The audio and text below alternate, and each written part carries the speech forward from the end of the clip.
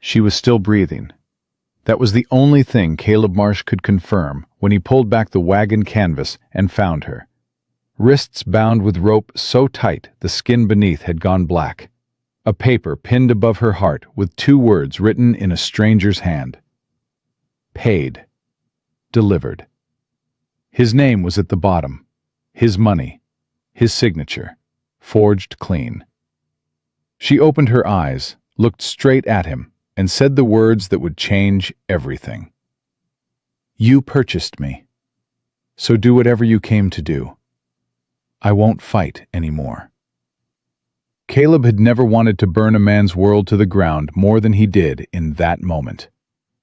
If you want to know how one woman's broken whisper became the match that lit a fire no railroad baron could extinguish, stay with me until the very end. Hit like, subscribe to this channel, and drop the name of your city in the comments. I want to see how far this story travels. The wagon had no business being there. Caleb Marsh noticed it the way a man notices anything that doesn't belong. Not all at once, but in pieces.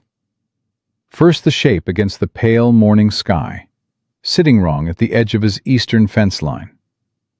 Then the horse in the traces, standing with its head dropped so low the bridle nearly touched the dirt. Then the silence. No driver, no sound. Nothing moving except the canvas cover lifting and dropping in the hot New Mexico wind like something trying to breathe. He'd been up since before dawn. He was always up before dawn these days, because sleep had stopped being a reliable thing 3 years ago. Around the same time, he'd handed in his deputy's badge and walked away from everything he'd once believed about the law. He'd come out to check the north fence where something had knocked a post loose in the night. And now he stood with his coffee going cold and stared at the wagon and felt the particular unease of a man who has seen enough trouble to recognize its shape from a distance. He set the cup on the porch rail and walked to the corral. His bay gelding, Cord, stood waiting in the early heat, ears forward, already reading something in the air that Caleb couldn't name yet. He swung up without saddling and let the horse carry him across the hard-packed ground toward the fence line, his hand resting easy on his thigh, near but not touching the colt at his hip. The closer he got, the worse it felt. The horse in the traces was in bad shape, ribs showing through a dull, sweat-matted coat, flies gathering at the corners of its eyes. It didn't flinch when Caleb rode up alongside, just turned its head and looked at him with the dull patience of an animal that has learned not to expect anything good from people. Easy, Caleb said, though he wasn't talking to the horse. He dismounted and stood at the back of the wagon. The canvas hung in a torn flap, and from underneath it came a smell that hit him somewhere deep and old. The smell of human suffering, of days without water, of fear soaked into skin and clothing until it became something permanent. He pulled the canvas back. For 3 full seconds, his mind refused to process what his eyes were telling him. A woman lay curled on the wagon bed, her wrists bound in front of her with rope knotted tight enough that the skin had bled and dried and bled again. Her dress, dark brown, plain frontier cloth, was so destroyed by dirt and worse that it barely registered as clothing anymore. Her dark hair had come loose from whatever pins had held it and lay tangled across her face. Even unconscious, her features were braced against something, her jaw, her shoulders, her whole body drawn in on itself like she was still waiting for a blow that hadn't landed yet. A piece of paper was pinned above her heart. Caleb pulled it free with fingers that weren't entirely steady. Paid. Delivered. C. Marsh, Cobra Wells. His own name. His own town.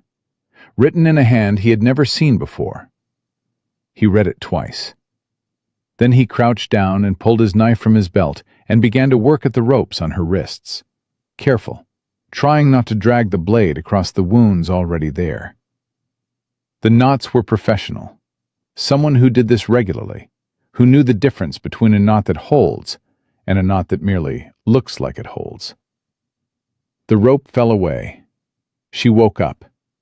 Not gradually, not the way people surface from ordinary sleep. She woke the way an animal wakes when something touches it in the dark.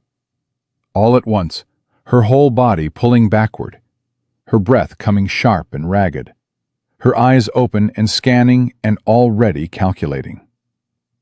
Gray eyes, the color of overcast sky, and in them, no hope whatsoever. Just the flat, terrible patience of someone who has already decided what happens next. She looked at Caleb. She looked at the knife in his hand. She looked at the cut rope lying on the wagon bed. Then she looked back at him, and something shifted in her expression. Not relief, nothing as warm as that. Recognition, maybe. The recognition of a person who has learned to read men quickly because her life has depended on that reading. "You purchased me," she said. Her voice was raw from thirst, but it was level, controlled. The voice of a woman who had decided that control was the last thing she owned. "So do whatever you came to do. I won't fight anymore." The words landed on Caleb like a fist to the chest. He rocked back on his heels. His hand tightened on the knife handle, then deliberately loosened. He set the knife down on the wagon bed where she could see it, where she could reach it if she needed to. And he looked at her and tried to find words that could possibly matter against what she had just said. "Ma'am," he said, "I didn't purchase anything." She didn't blink. "Your name is on the paper." "I know. That's not my signature." "The man who brought me here said your name, said I'd been paid for, said I was delivered." "What man?" Caleb leaned forward slightly. "What did he look like?" But she was already drifting, her eyes losing focus. The effort of speaking had cost something she didn't have left to spend. He caught her before she could fall back against the hard boards, and held her up with one arm while he thought through what he needed to do in the next 10 minutes. Water, wounds, cover, then answers. He got her to the house on cord, riding slow, one arm around her waist, talking low and even the whole way. Not because he thought she could hear him, but because the talking seemed like the right thing to do. "You're safe. Nobody's going to hurt you. I've got you. You're going to be all right." Words he wasn't entirely sure were true, but words that at least pointed in the direction of something true. He laid her on the bed in the spare room and went for water. When he came back, she was watching him. Her eyes tracked him from the doorway to the bedside with the careful attention of a woman mapping exits. He set the pitcher down, poured water into the cup, and held it out toward her without moving any closer. "Can you take it yourself?" he asked. "Or do you need a hand?" She reached for the cup. Her arm shook with the effort, but she took it and drank without help. And he noticed that she kept her eyes on him the whole time, above the rim of the cup, not blinking. When it was empty, she set it down on the mattress beside her. "Why?" she said. "Why bring me inside?" "Because you needed water and shade, and your wrists tended. Men don't do things for no reason." "No," Caleb said, "they don't. My reason is that someone left you at my fence, with my name on a piece of paper. And that means whatever this is, it's already my problem, whether I want it to be or not. So I'd rather understand it than pretend I didn't find you." She stared at him. "That's it?" "That's it." "No other reason?" "Not one." She was quiet for a long moment, and he could see her working through it, testing the logic of it, looking for the angle she'd been taught to expect. "I don't believe you," she said finally. "I know. You don't have to. Can I see your wrists?" A pause. Then she held them out. He worked slowly, cleaning the rope wounds with water and the carbolic acid he kept in the cabinet. wrapping them in clean linen. She didn't make a sound, though that it hurt considerably. He kept his movements deliberate and small, nothing sudden, nothing that would require her to decide quickly. "Your name," he said while he worked. "Ruth," she said. "Ruth Calloway." "Where did they take you from, Ruth?" "The Albuquerque depot." Her voice went flat and careful, like she was reciting something rather than remembering it. "I had a position in Denver. Telegraph operator for the Western Union office on Larimer Street. I'd been hired by correspondence. 3 months of letters back and forth, references checked, contracts signed. I arrived at the Albuquerque station to change trains, and 2 men were there holding a card with my name on it. They said there'd been a change of plans, that my new employer wanted me to meet with a placement representative first." "The Western Placement Bureau," Caleb said. Ruth went very still. "You've heard of it." He tied off the bandage on her left wrist and moved to her right.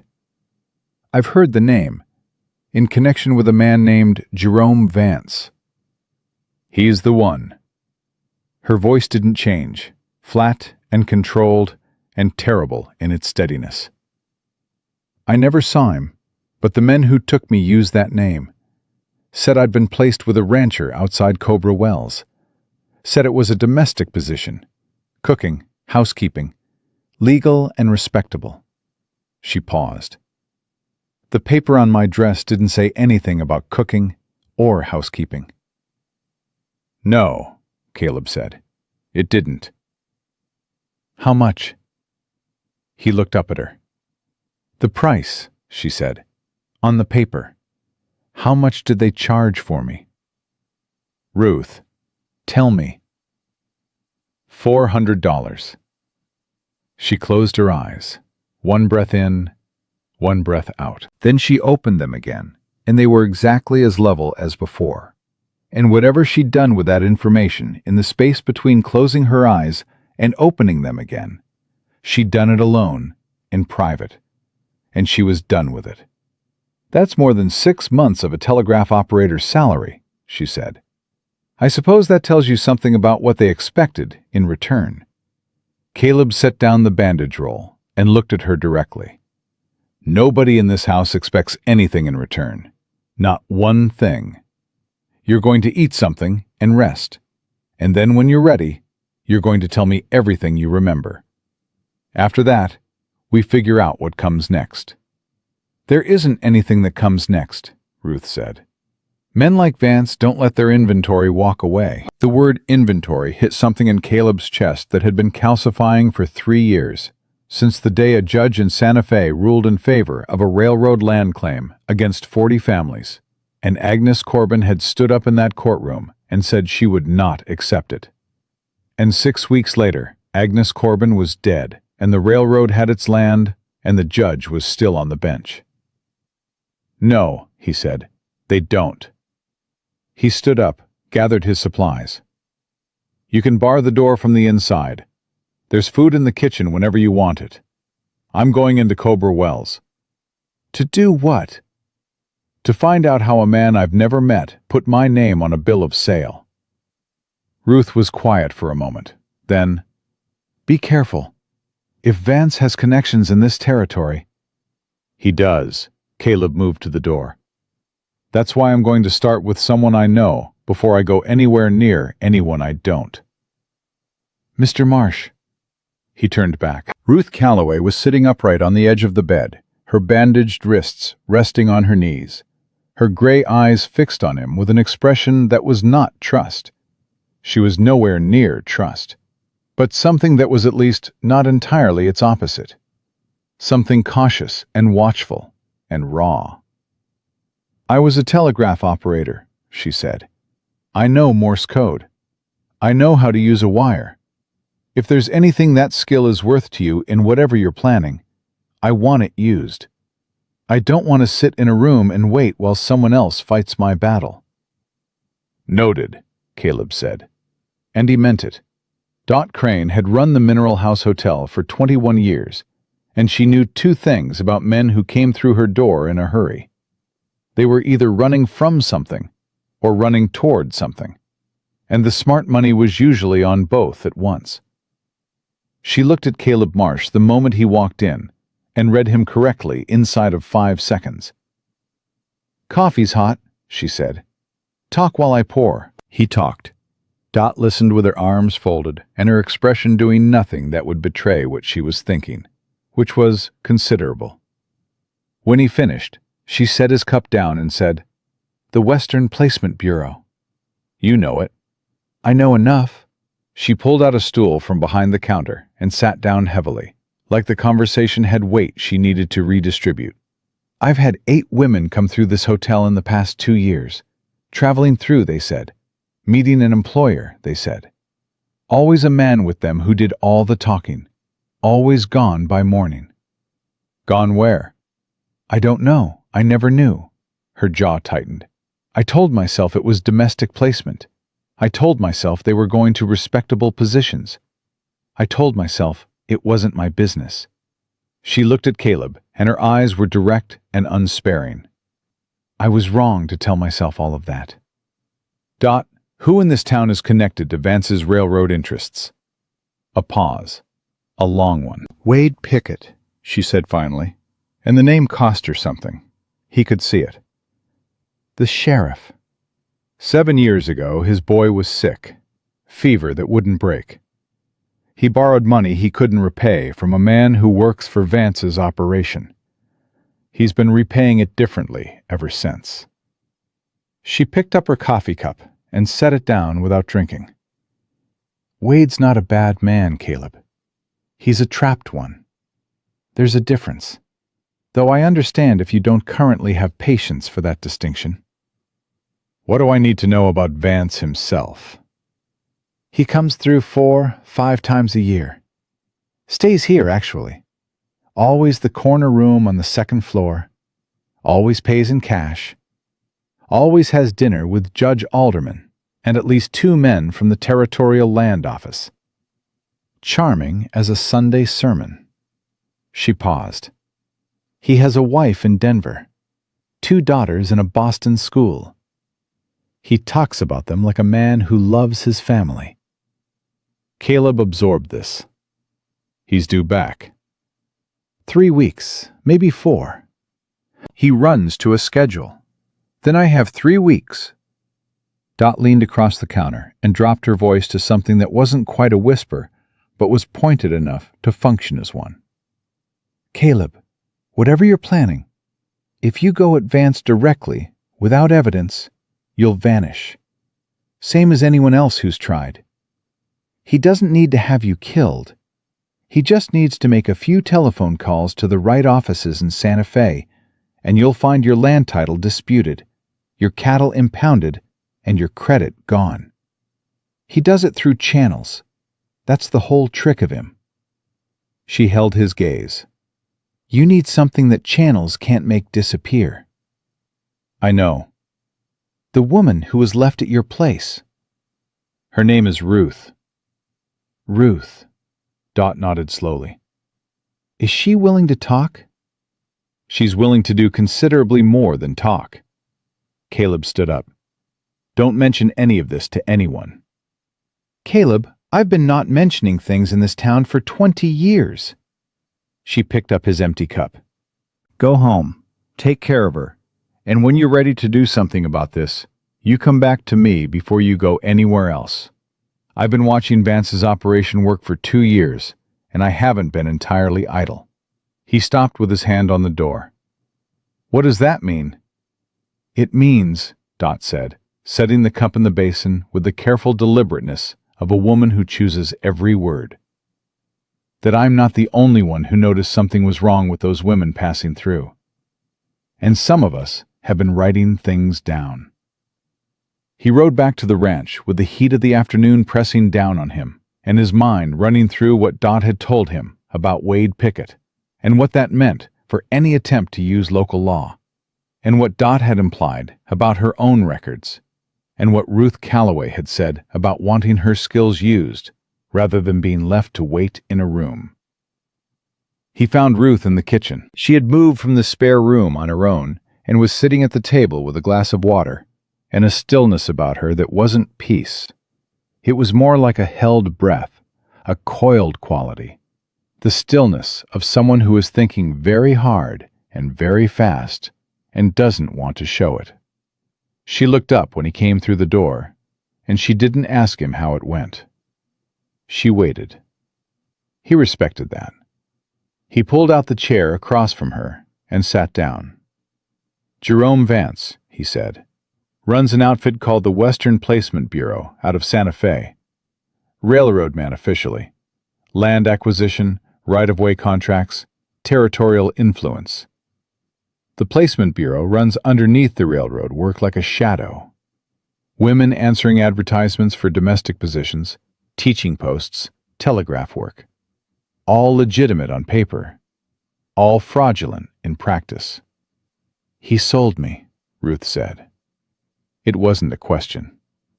"He sold you to a buyer he believed was me, using a name and a financial connection that he'd manufactured through the general store records." "How?" "I have an account at Morrison's store. I buy feed and fence supplies on credit, settle up quarterly. Someone added a line to the ledger, a special order, prepaid, delivery to the Marsh property. The money came out of my deposit.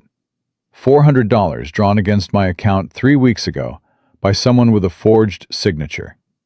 He paused. It was close enough that Ed Morrison's clerk passed it without question. Ruth was quiet for a moment.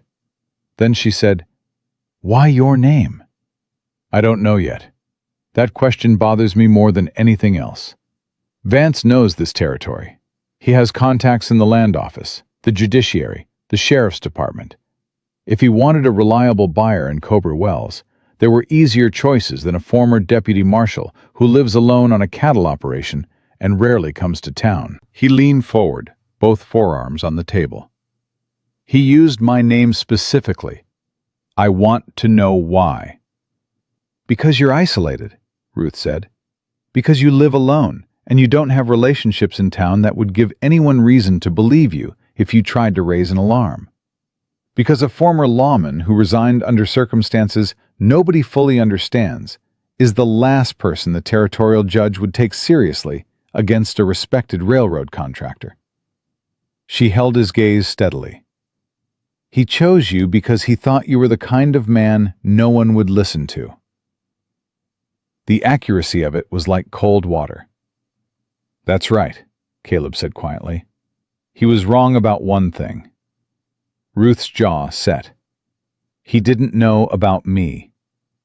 "No, he didn't." "What's the next step?" Caleb looked at the woman across from him. Her bandaged wrists, her destroyed dress, the shadows under her eyes that spoke of days without real sleep, and underneath all of it, that quality he'd noticed from the first moment, the one that Vance's men had tried to extinguish and hadn't managed to reach. She had a precise analytical mind. She had a skill that mattered. She had a fury that was banked down to something controlled and cold and far more useful than anything hot. "Dot Crane, at the Mineral House," he said. "She's been watching Vance's operation for 2 years without knowing what to call it. She's been keeping records, and she says she's not the only one." "Then we start there." "I need to tell you something first."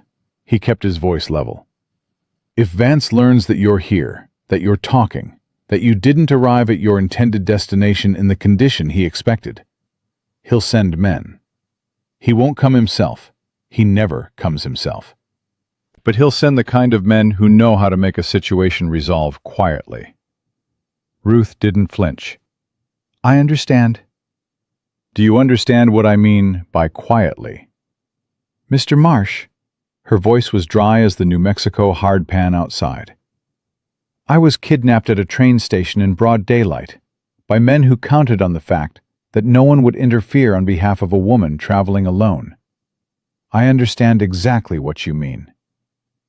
A silence settled between them, and for the first time, it wasn't entirely uncomfortable. It was the silence of two people who had each, in their own separate way, already decided to walk toward the danger rather than away from it. "You're going to need something more than my hospitality to be safe here," Caleb said. He'd been turning this over the whole ride home. "Vance has a legal document, a sale, a contract, however fraudulent, that puts a claim on you. His lawyers can make that claim complicate things considerably, even if it's never upheld in a legitimate court. The most effective way to invalidate that claim immediately is a competing legal claim." Ruth looked at him carefully. "What kind of competing legal claim?" He said it directly, because she was not a woman who would appreciate any other approach. "Marriage." The silence stretched out. "You're suggesting I marry you," Ruth said, each word measured and precise. "I'm suggesting that a married woman cannot be claimed under the kind of contract Vance is holding. It would void his document, give you legal standing that his money and his lawyers can't easily argue around." He kept his eyes on hers. "I'm not asking for anything from you. Not now, not later. I'm offering you a legal shield. Nothing more, nothing less." Ruth studied him for a long time. "We have spoken for approximately 4 hours," she said. "I know. I have no reason whatsoever to trust you." "I know that too." "Then explain to me," she said slowly, "why a man who has never met me would offer me his name." "Because 3 years ago," Caleb said, "I watched a woman named Agnes Corbin stand up in a federal courtroom with enough evidence to bring down a railroad land scheme, and I believed the law would protect her, because the law was supposed to work that way. And I was wrong. And she's dead. And I handed in my badge the day they closed the investigation." He looked down at his hands. "I have spent 3 years on this ranch telling myself that what happened to Agnes wasn't my fault, because I followed procedure. I followed every procedure there was." He looked back up. "I am not following procedure again, not when there's something better I can do." Ruth said nothing for a long time. Outside the window, the light was going golden and thin, the way it did in the late afternoon when the heat had burned off the day's edge and left something quieter behind. "I need to think," she said finally. "Take whatever time you need." "If I agree," she stopped, started again. "If I agree, I want it understood. This is a legal arrangement and nothing further unless I decide otherwise. I decide, not you. Understood completely. And if I want to leave when this is over, then you leave, with whatever you need to go. No argument from me." She looked at him for one more long moment. Whatever she was reading in his face, she read it carefully, and she read it all the way through. "I'll give you my answer in the morning," she said. Caleb nodded and stood. "There's a room at the end of the hall. The lock works. Take it." He moved toward the door. "Ruth." She looked at him. "Whatever you decide," he said, "I'm going to find a way to bring Vance down, with or without the marriage. That part isn't a negotiation." Something moved through her gray eyes. Not warmth yet, not trust, but something that acknowledged him as a real person making a real promise, which was more than she had been offered in a long time. "Good night, Mr. Marsh," she said. "Good night, Ruth." He sat on the porch that night with his rifle across his knees and watched the desert go dark under the stars, and thought about Agnes Corbin and Jerome Vance, and a document with a forged signature that had put his name on a human being. Somewhere out in Cowboy Wells, Wade Pickett was sitting in a sheriff's office with 7 years of compromised choices sitting on his chest like stone. Somewhere in Santa Fe, Jerome Vance was looking at a ledger that said his delivery had been made. And inside the house behind him, a woman who had been shipped across the territory like freight was deciding whether there was a single human being left in the world worth trusting with the one thing they hadn't managed to take from her: her own judgment. Caleb kept watch. The stars wheeled. The desert breathed. And at some point, before dawn, he heard the bolt slide home on the door at the end of the hall.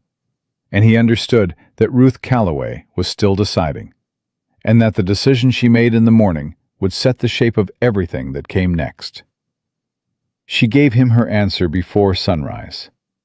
Caleb heard her moving in the kitchen before the sky had fully decided what color it wanted to be. And when he came in from the porch, she was standing at the stove with a fire going under the coffee pot, and her back straight and her bandaged wrists visible below her cuffs, and her gray eyes already decided. "Yes," she said, before he could speak. "I'll marry you, on the terms we discussed." "All right. I want it done today, before Vance's people realize something went wrong with the delivery." Reverend Aldous at the First Methodist on Cobra Wells Main Street. He's not connected to Vance as far as I know. "As far as you know," Ruth said. "As far as I know," Caleb repeated, because she deserved honesty more than she deserved reassurance. Dot Crane would have heard if he were. She hears most things. Ruth poured 2 cups of coffee and set one on the table for him without being asked. It was a small thing. He noticed it anyway. "Tell me about Dot Crane," she said. "Tell me exactly what she said about the records she's been keeping." He told her while they drank the coffee. All of it, including the part about Wade Pickett and the borrowed money and the 7 years of deliberate incuriosity. Ruth listened the way she seemed to do everything, completely, without interrupting, with her eyes on the middle distance and her mind clearly working several steps ahead of whatever he was saying. When he finished, she said, "The sheriff is the weak point. He's also the dangerous point. If Vance learns we're building a case and he leans on Pickett, then Pickett tells him everything he knows, which at this moment is nothing, because we haven't told him anything." She wrapped both hands around her cup. "We need to know which way Pickett breaks before we decide whether he's an obstacle or an asset." Caleb looked at her across the table. 3 days ago, she had been unconscious in a wagon. This morning, she was running tactical analysis over coffee. "You're right," he said. "I usually am," Ruth said, and there was something in it that might have been dry humor if it hadn't been delivered so flatly. "That's why Vance's men didn't particularly enjoy the week they spent transporting me. I kept asking questions they didn't want to answer." "What kind of questions?" "Operational ones.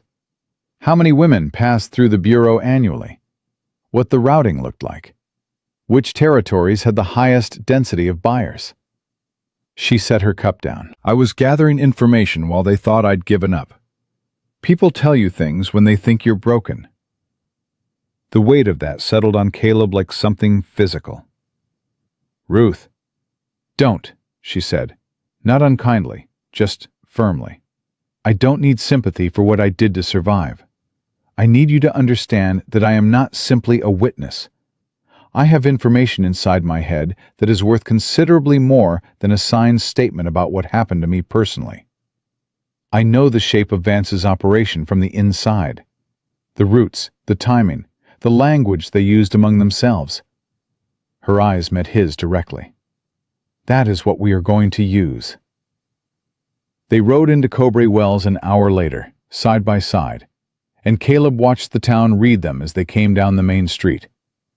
He saw the moment in each face, the recognition of him, the inventory of her, the calculation of what that combination meant. Cobra Wells was small enough that a rancher bringing a woman to town before breakfast was a fact that would be processed and discussed and theorized about before noon.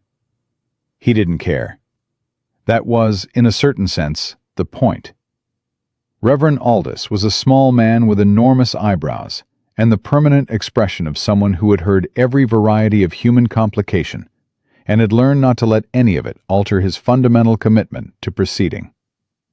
He looked at Caleb and Ruth, standing in the doorway of his church at 7 in the morning, and said only, "Come in, then." The ceremony took 11 minutes.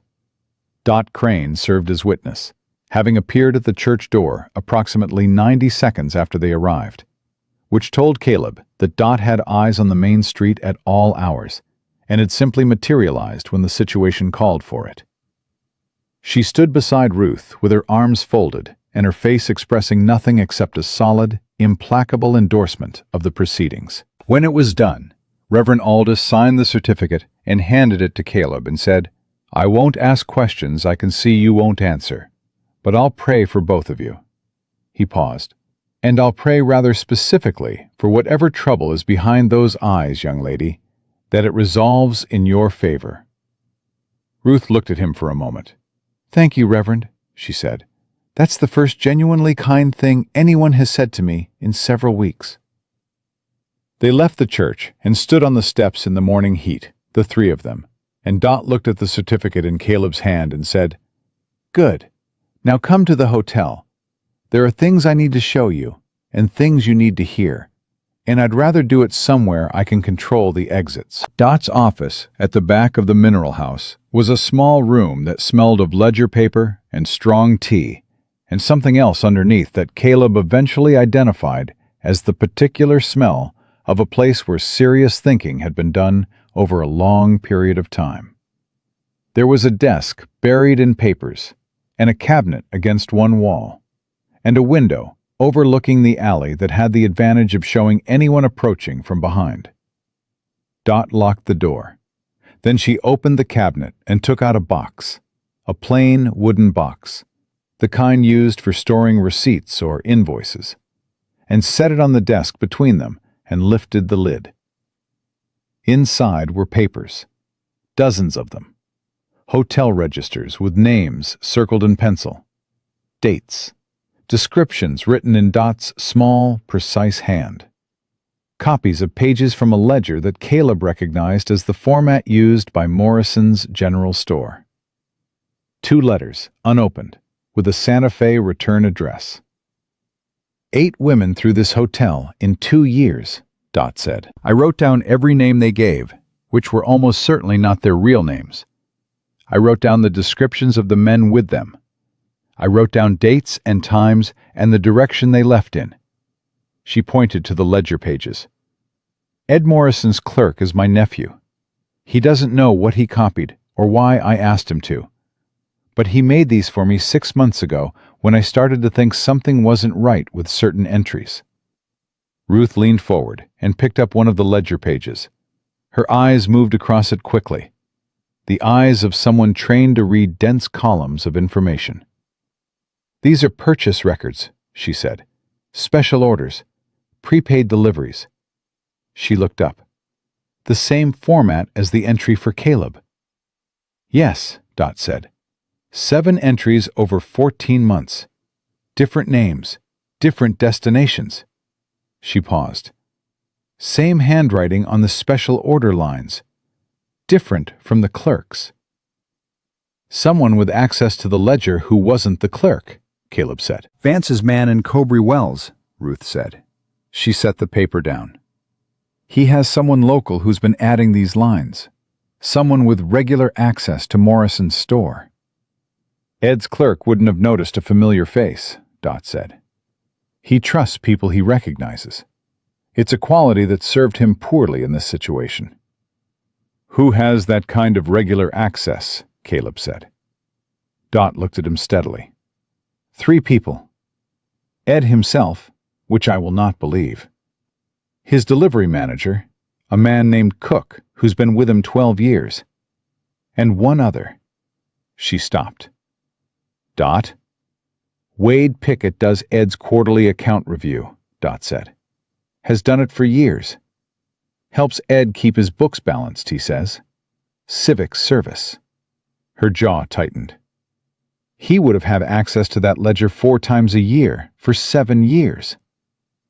The silence in the room was the kind that has weight. He might not have known what he was facilitating, Ruth said carefully. A man who reviews accounts might have passed along store access to someone without understanding the purpose. Or he knew exactly, Caleb said. Either way, Ruth said, we can't approach him directly until we know which it is. If he's conscious of his role, And he's still protecting Vance. Any approach from us sends a warning to Santa Fe inside of 24 hours. You said you weren't the only one who noticed something wrong. Who else? Dot reached into the box and produced a folded paper. She opened it and spread it on the desk. It was a list. 15 names, each with a notation beside it. Caleb leaned over and read the first few. A seamstress, a school teacher, a postmaster's wife, a woman who ran the laundry on 2nd Street. Women who saw things and wrote them down, Dot said. Or women who lost someone and never believed the explanation they were given. Her finger moved down the list. Clara Hughes lost her younger sister 3 years ago. Girl was 19, answered an advertisement for a teaching position in Albuquerque. Clara was told she ran off with a gambler. Clara never believed it. She looked at Ruth. Clara has the original advertisement, clipped from the Missouri paper, and saved it all this time because she didn't know what else to do with it. Ruth was very still. The advertisement, she said quietly. What paper? The St. Louis Courier, same as yours? The Kansas City Register, Ruth said. But the same format, same language. Something moved behind her eyes that was not grief exactly, but was adjacent to it. They run the same advertisement in multiple papers, rotating the city names so no single paper's editor notices the pattern. Smart, Caleb said, and hated that it was true. Very smart, Ruth said. Vance didn't build this in a year. He's been refining it for a decade at minimum. She straightened. Which means somewhere there is a paper trail going back years. Correspondence, contracts, financial records. The kind of records a man keeps because he believes they protect him. Because on paper, every transaction looks legitimate. Where would those records be? Caleb said. Santa Fe, probably. His main office. Ruth paused. But he also has a local point of contact. Someone who coordinates the actual deliveries, manages the buyer relationships, handles the money on the ground. That person would have records too. Operational records. The kind that don't go back to Santa Fe because they're too specific. Too traceable. Cook, Dot said quietly. The delivery manager at Morrison's. Both of them looked at her. I've been watching him for 6 months, Dot said, with the calm of a woman who has had this conclusion ready and was waiting for the right moment to present it. He receives a letter from Santa Fe every month, not through the post office, through a private courier, a rider who comes in on the Albuquerque road and goes directly to Cook's house on the edge of town.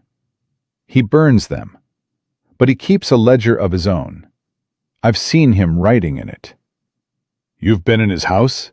Caleb said. I've been in his house, Dot agreed, without elaboration or apology. Caleb looked at Ruth. Ruth looked at Caleb. Something passed between them that was not quite amusement and not quite alarm, and was, he realized, the beginning of a working partnership. The ledger, Ruth said. If we can get that ledger and match the entries to the dates and names in your records, Dot, that's evidence. Real evidence. The kind that doesn't rest entirely on our testimony. Getting it is the problem, Caleb said. Cook isn't going to hand it over. No, Ruth said. But Vance is due back in 3 to 4 weeks, according to Dot. When he arrives, Cook will produce that ledger for the quarterly review, which means between now and then, Cook believes he has time. He isn't on alert. He thinks his delivery was completed successfully. She met Caleb's eyes. He doesn't know I'm sitting in your hotel, Dot, drinking tea and reading his ledger entries.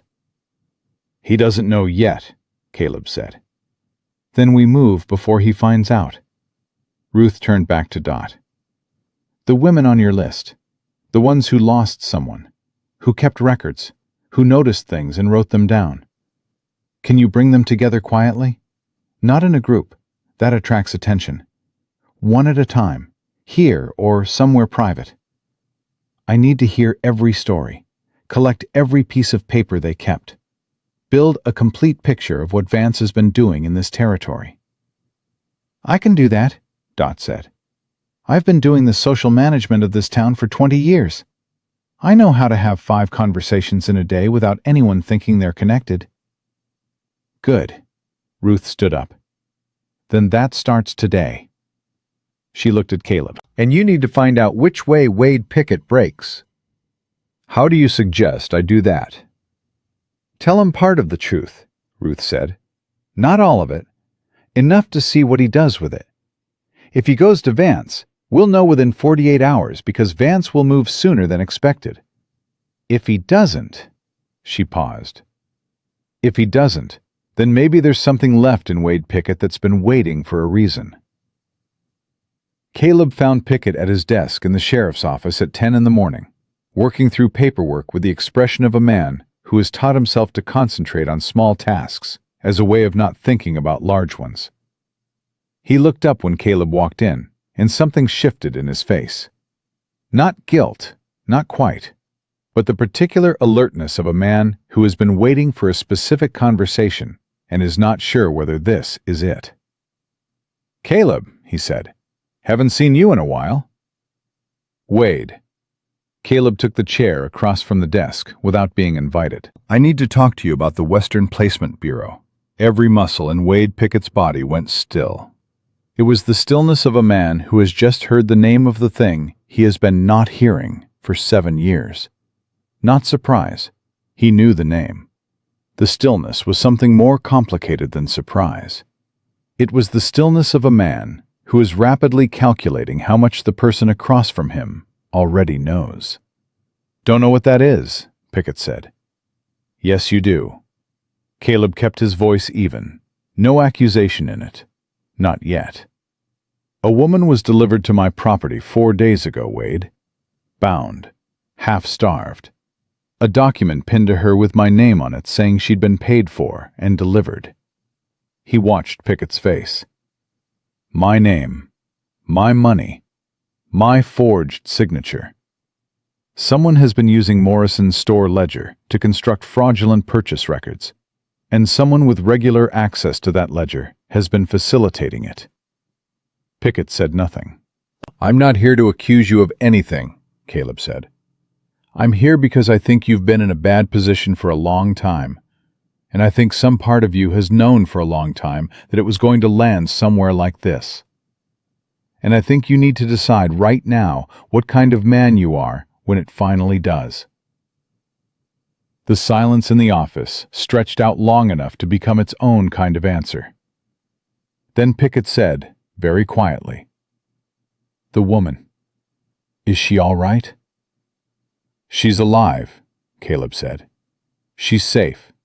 And she's the most formidable person I have met in 3 years of living very quietly and trying not to get involved in anything. She is going to bring Jerome Vance down, with or without my help, and with or without yours. And the only question any of us has to answer right now is which side of that we want to be standing on when it happens. Pickett put his elbows on the desk and pressed both hands against his face and stayed like that for a moment that felt considerably longer than it was. When he dropped his hands, his eyes were the eyes of a man who has just set down something very heavy. He's got Cook running the ground operation, Pickett said. Cook has a ledger.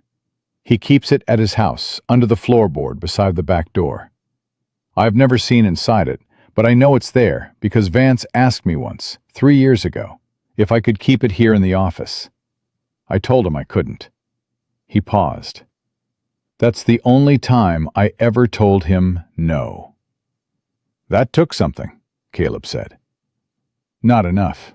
Pickett looked at him steadily. What do you need from me? Caleb leaned forward. I need you to do your job, he said. For the first time in 7 years, I need you to do exactly what a sheriff is supposed to do. Not for me, Not for some abstract idea of justice. For the women on Vance's list that we haven't found yet, and the ones we still might. Pickett was quiet for a long moment. My boy is 18 now, he said finally. Healthy, strong, studying to be a surveyor over in Albuquerque. He looked at his hands. Vance saved his life, and I've been paying for it ever since, and I am so tired of paying for it. He stood up, and when he stood, he seemed to be standing differently than he had when Caleb walked in. Straighter, heavier in the right way. Tell me what you need. Caleb told him about Cook's ledger, and Wade Pickett listened the way a man listens when he has finally decided, after a very long time, to listen to his own conscience. Cook's ledger was exactly where Pickett said it would be. Wade retrieved it himself the following morning, with a search warrant he'd written out and signed with hands that only shook slightly, citing probable cause related to fraudulent commercial records. Language careful enough to be legally defensible and vague enough not to telegraph what they were actually looking for. He brought it to Dot's office at the back of the mineral house, wrapped in a piece of oilcloth, set it on the desk without ceremony, and stood back with his arms folded and the expression of a man who has just crossed a line he cannot uncross, and is still deciding how he feels about that. Ruth opened it. She worked through the pages in silence, her damaged wrists resting on the edge of the desk, her eyes moving with that same rapid precision Caleb had noticed the first time she'd looked at the store ledger entries. Dot stood at her shoulder. Caleb watched from the doorway. Pickett stayed near the window, watching the alley. After 7 minutes, Ruth said, 31 entries, 14 months. She didn't look up. Names, origins, destinations, prices, cross-referenced with dates of delivery, and a notation he uses, the letter C with a circle around it, that I believe indicates confirmed receipt by the buyer. How many confirmed? Dot said. 26. Ruth turned a page. 5 without the confirmation mark, which means 5 women who were delivered, but whose receipt was never confirmed to Cook. She paused. Which means 5 women who potentially never arrived at their intended destination, who were unaccounted for, even within Vance's own system. The room was very quiet. He lost track of 5 of them, Caleb said. Or they escaped, Ruth said. Or something went wrong in transit. Either way, Vance's operation has gaps. Women who fell through the cracks of his bookkeeping. She finally looked up, and her gray eyes were doing something complicated. Anger and grief and a cold, focused calculation, all occupying the same space at once. This ledger is evidence of 31 criminal transactions. With Dot's hotel records and the store ledger pages and the testimonies from Clara Hughes and the other women on Dot's list, we have the beginning of a case that a federal prosecutor cannot easily dismiss. Beginning, Pickett said from the window. Beginning, Ruth confirmed. Vance's lawyers will argue that Cook operated independently, that the Bureau was used by a rogue employee without the principal's knowledge. It's a standard defense for this kind of layered operation. You insulate the man at the top with enough distance that each layer below him takes the fall while he walks. She set her hand flat on the open ledger. We need something that connects Vance directly. His signature, his correspondence, a communication in his own words that demonstrates he knew what was being done in his name. The monthly letters, Dot said. The ones Cook burns. We need one before he burns it. Ruth looked at Caleb. When is the next courier expected? Dot, Caleb said. Dot thought for a moment. 1st of the month, regular as a clock. That's 4 days from now. Then we have 4 days to figure out how to intercept it before it reaches Cook. Ruth closed the ledger and looked at Pickett. Can you hold Cook on the warrant? For the ledger, yes. 48 hours on a commercial fraud charge before I'd need to bring it before Judge Alderman. Pickett's jaw tightened at the judge's name. And Alderman is one of Vance's regular dinner companions, Then we don't bring it before aldermen, Ruth said. Is there a federal circuit judge with jurisdiction over territorial commercial fraud? Judge Harold Beaumont, out of Albuquerque, Caleb said. I dealt with him twice when I was a deputy. He's not in anyone's pocket that I ever found evidence of. How do we reach him? Telegraph, Caleb said. And then he looked at Ruth, and something in the look acknowledged what they both already understood, that the telegraph office in Cowboy Wells was the one place in town where they had no knowledge of whose loyalty it held. Ruth had already thought of this. He could see it in the way she'd set her jaw approximately 3 seconds before he spoke.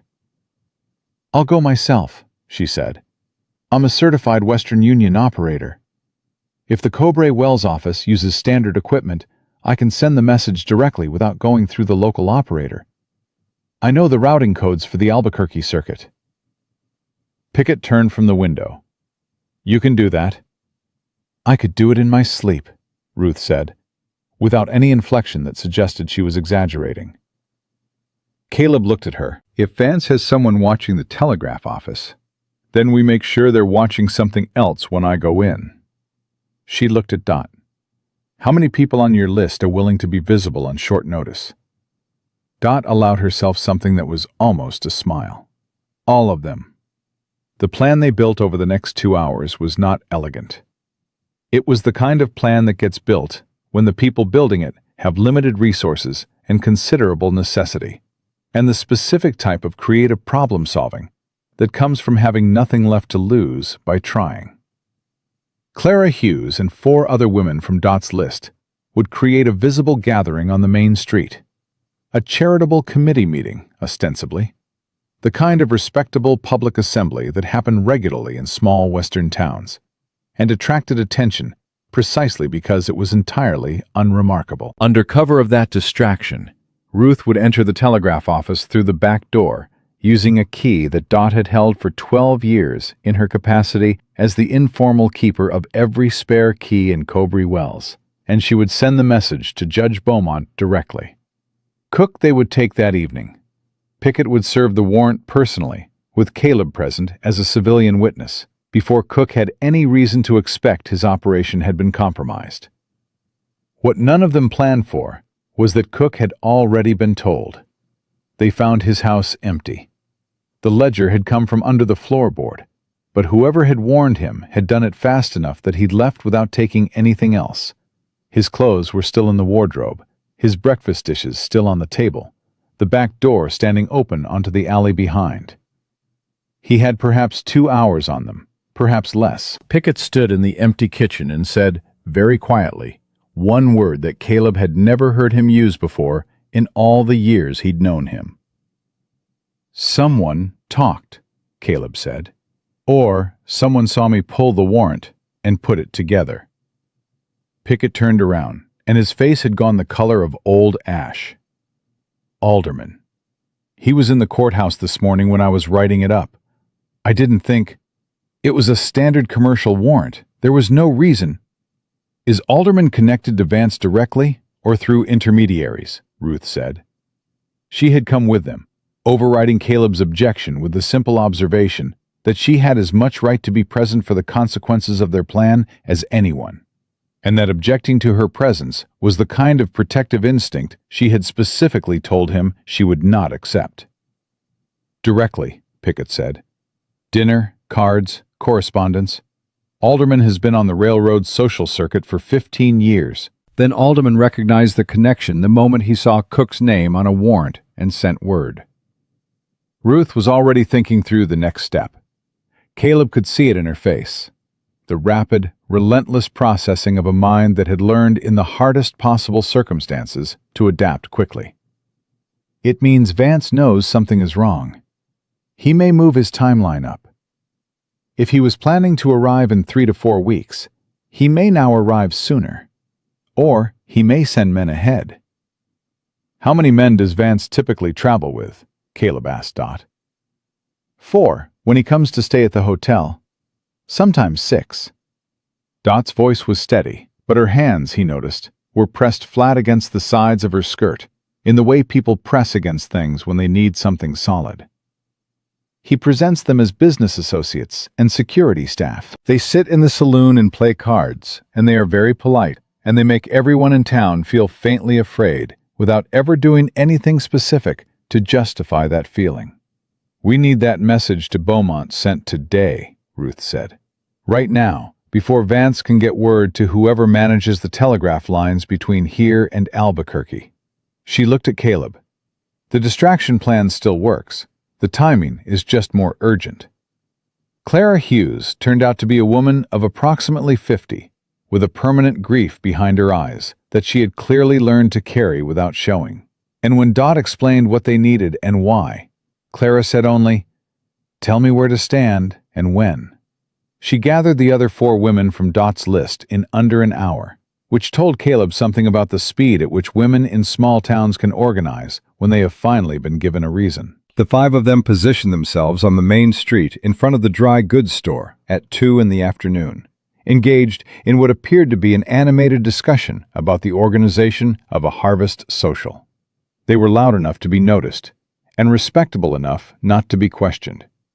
And the 2 men who had appeared on the street that morning, strangers, in town since just after dawn, spending their time at the window table of the saloon, kept their attention on the gathering with the alert watchfulness of men whose job was to notice things.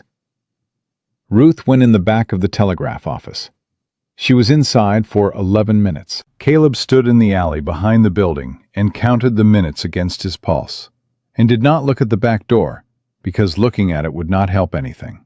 And he had learned in 3 years of ranching that the most effective thing you can do while waiting for a result you can't control is to focus on what you can control, which in this case was watching the alley entrance and keeping his hand near his Colt. When the door opened and Ruth stepped out, her face told him before she said a word. "It's sent," she said. "Routed through the Albuquerque relay directly to Beaumont's office. I identified myself by certification number so we can verify I'm a legitimate operator. I requested federal intervention on the grounds of interstate trafficking and commercial fraud." She paused. "I also sent a second message." "To who?" "The Western Union District Supervisor in Denver. My original employer, the one whose job offer was used as bait. They have a responsibility to know their employment correspondence is being intercepted and used to lure women into trafficking operations. And they have resources and legal standing that we don't." She looked at him steadily. Vance used Western Union's credibility to make his advertisements believable. I thought it was appropriate to let Western Union know that. Caleb looked at her for a moment. That was smart. "Yes," Ruth said simply, and started walking. They were back at the mineral house when the rider came. He arrived from the south, which was wrong. The Albuquerque road came from the east, and the Santa Fe road from the north, and there was nothing to the south of Cobra Wells for 20 miles except scrubland and a dry creek bed. He rode directly to the hotel and tied his horse at the post and walked inside with the purposeful ease of a man who has been to this particular establishment before and knows its layout. Dot met him in the lobby. He was perhaps 40. Well-dressed in the manner of a man who wants to appear less prosperous than he is, with the particular quality of stillness about him that Caleb associated with men who had learned to make themselves appear harmless. He asked for Dot by name. He smiled with every visible muscle of his face, except his eyes. "Mrs. Crane," he said. "My employer asked me to convey his regards. He understands there's been some confusion about a recent delivery, and he'd like to resolve it amicably before anyone does anything that can't be undone." "Who is your employer?" Dot said. "I believe you know him. He values your hospitality greatly." Dot looked at him for a moment, with the expression of a woman who has been running a hotel for 21 years and has seen every variety of veiled threat delivered with a pleasant face. "I'll need a name," she said. "I extend hospitality to a great many people." "Mr. Vance asked me to tell you that he's particularly concerned about the welfare of a woman who was recently misdirected to a property outside of town. He wants to ensure she's being properly cared for, and that any misunderstanding about the nature of her placement has been clarified. She's being cared for, Dot said, by her husband. The smile on the man's face did something small and complicated. Her husband. Married 4 days ago, legal and witnessed. Dot tilted her head slightly. Is there anything else I can help you with? The man was quiet for a moment. Then he said, Mr. Vance will want to speak with the rancher directly. A matter of contract clarification. Mr. Marsh doesn't have a contract with anyone named Vance. There are those who would disagree. There are courts for disagreements, Dot said pleasantly. Was there anything else? He left without another word, and Dot walked back to the office where the rest of them were waiting, and closed the door and said, He'll report to Vance within the hour. Vance will move up his arrival. We have less time than we thought. Ruth was already at the desk with Cook's ledger open in front of her and Dot's record spread alongside it, and she looked up when Dot came in and said, How much less? If he rides hard, Vance could be here by tomorrow evening. Ruth looked at Caleb. Caleb looked at Pickett. Pickett looked at his hands and then looked up with the expression of a man making a series of rapid decisions about who he intended to be. I can send a rider to Albuquerque, Pickett said. Official communication, sheriff's request for federal assistance. It doubles the paper trail and gives Beaumont a second channel. He paused. I can also contact the territorial marshal's office. They have jurisdiction over Vance's railroad connections in a way I don't. Do it, Ruth said. Both. The territorial marshal's office means Alderman will know within 24 hours that we've contacted them, Caleb said. Alderman already knows we've done something, Ruth said. The warrant on Cook told him that. Our best protection now is not secrecy. We've already lost secrecy. Our best protection is speed. The more official channels we've activated before Vance arrives, the harder it is for him to make this disappear quietly. She looked around the room at each of them in turn. He came here thinking he could resolve this with a conversation. One smooth, reasonable, well-dressed conversation that would make us understand our position and back away. That is how he has handled every previous complication. Her jaw set. We are not going to be a complication he can smooth. Clara Hughes knocked on the office door at 4 p.m, with 2 of the other women behind her, and when Dot let them in, Clara set a small package on the desk without preamble. A packet of letters tied with kitchen string, the envelopes worn soft with handling. My sister's correspondence, she said. Every letter she sent me from the time she left until the letters stopped. The last 3 are postmarked from Albuquerque, which is where she said she was meeting her employer's representative. Her voice was completely flat in the way that grief goes flat after it has been carried for a very long time. Her name was Anna. She was 19 years old, and she could play the piano, and she laughed at her own jokes before she got to the funny part. Clara put her hand on the packet of letters. I want these to matter. I need them to matter. Whatever you're building here, I want Anna's letters in the middle of it. Ruth reached across the desk and put her hand over Clara's, very briefly, and said, They will. The second woman, a seamstress named Frances Dowd, produced a hand-drawn map, her own rendering from memory, of a conversation she had overheard 3 years ago between 2 men she now recognized from Dot's descriptions as Cook's delivery riders. They had stopped at her shop to have a bridle stitched and had talked to each other while they waited, as though she were furniture. She had gone home that night and drawn down everything she remembered, names mentioned, places, a routing description that matched the operational pattern in Cook's ledger with a precision that was almost painful. I didn't know what to do with it, Frances said. I showed it to Wade Pickett. She glanced at Pickett without particular accusation. He said he'd look into it. Pickett said, I put it in a drawer. Yes, Frances said. You did. The silence that followed had the specific quality of a very old wrong being placed on a table where everyone could see it clearly, and Pickett did not look away from it. I'm sorry, Frances, he said. I am genuinely sorry. Frances looked at him for a moment. Be useful, she said. That'll do. By the time the sun had started its drop toward the western hills, they had testimony from 4 women, a hand-drawn operational map, 31 documented transactions in Cook's ledger, Dot's 2 years of hotel records, the store ledger pages, and 3 official requests for federal assistance traveling toward Albuquerque by separate routes.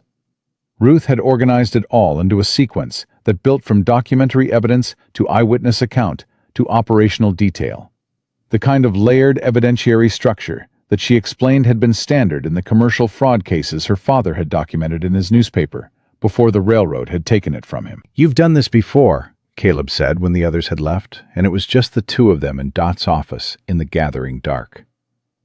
"My father did it," Ruth said. "I watched him. I helped him." She was straightening the last of the papers into the box, her movements precise and economical. "He built a case against the railroad's land scheme in Missouri that was airtight by every standard of commercial journalism. He published it, and within 4 months his paper was gone and he was a broken man." She closed the lid of the box and kept her hands on it.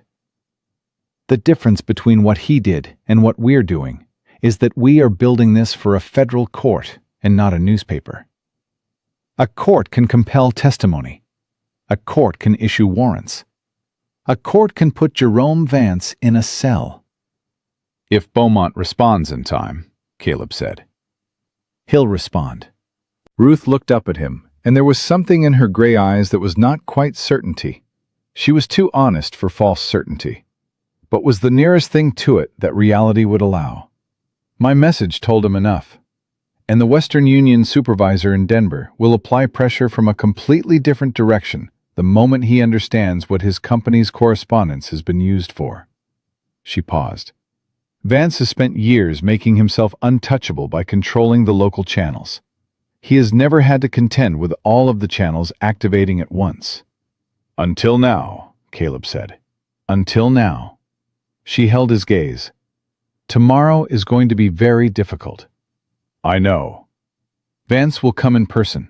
He always comes in person when the situation requires personal management. Dot confirmed that pattern. He'll come with his men and his lawyers and the absolute conviction that he can talk his way through this, because he always has before." She picked up the box and held it against her chest. "He is going to see me, and he's going to try to make me feel like cargo again. Like something that was purchased and is owed to him. Like something without standing or voice or rights." Caleb stepped forward and took the box from her. Not because she needed him to carry it, but because it was heavy, and because he could, and because he was standing right there. Their hands touched briefly on the transfer. Neither of them moved away from it for a moment. "He's going to look at you," Caleb said quietly.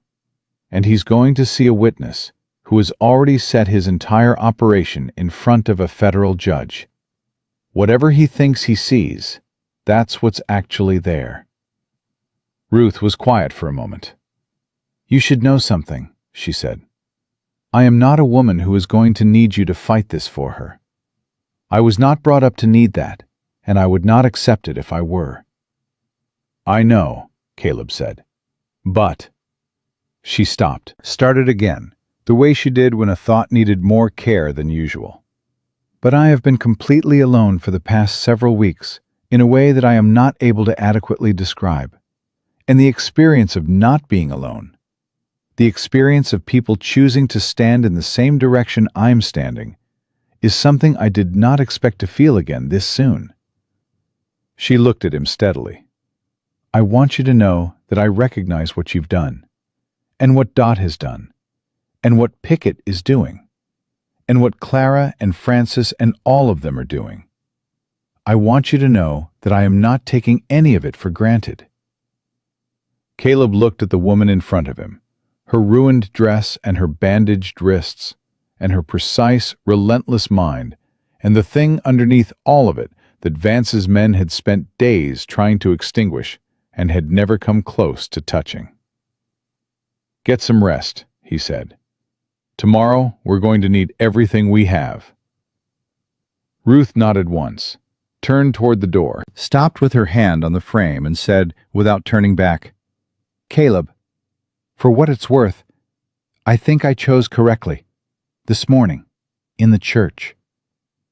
He didn't answer right away, because the answer required a moment to be true before he said it. "So did I," he said.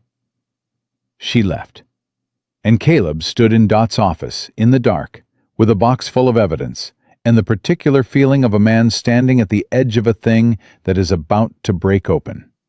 And he thought about Agnes Corbin, and what it would have meant to her to have had this room full of women who noticed, this sheriff who finally turned, this telegraph message already flying down the wire toward a judge who might actually listen. He thought it would have meant everything.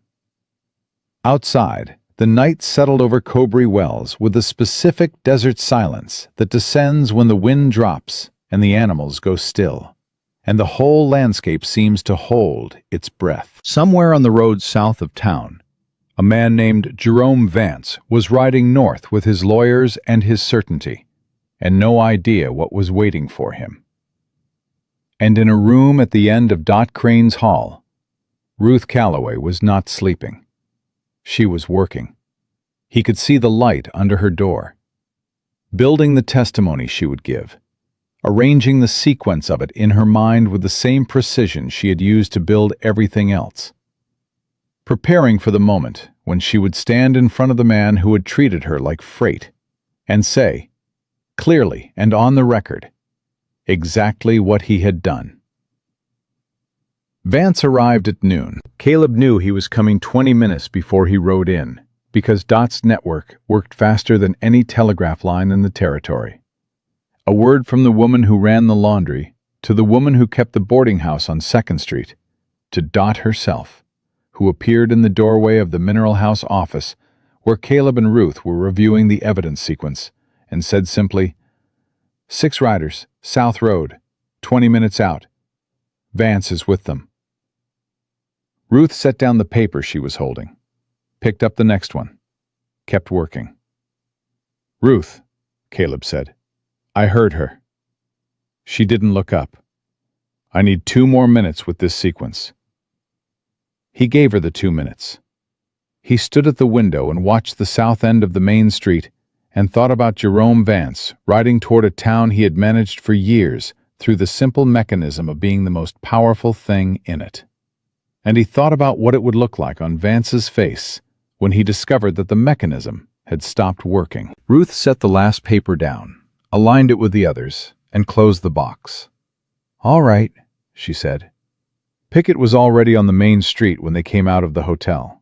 He was standing in front of his office with his badge catching the noon sun, and his thumbs in his belt, and the particular quality of stillness that Caleb had seen in good lawmen before. The stillness that is not passivity, but the absolute conservation of everything for the moment it becomes necessary.